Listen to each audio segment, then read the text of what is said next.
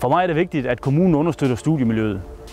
For kun med et godt studiemiljø har vi muligheden for at fastholde unge mennesker, også på en videregående uddannelse efter gymnasiet. Det er vigtigt, at vi som kommune sikrer de bedst mulige forhold for iværksættere.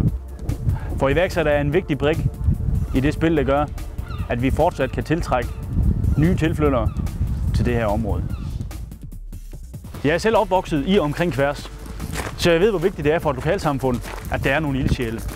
Derfor skal vi som kommune også fortsat sikre de bedst mulige rammevilkår for både landsbylov og i særdeleshed idrætsforeningerne.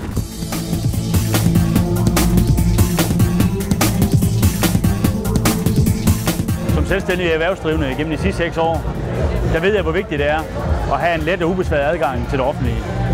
Derfor vil jeg også de næste 4 år fortsat kæmpe for, at kommunen møder dets borgere og virksomheder i øjenhøjde.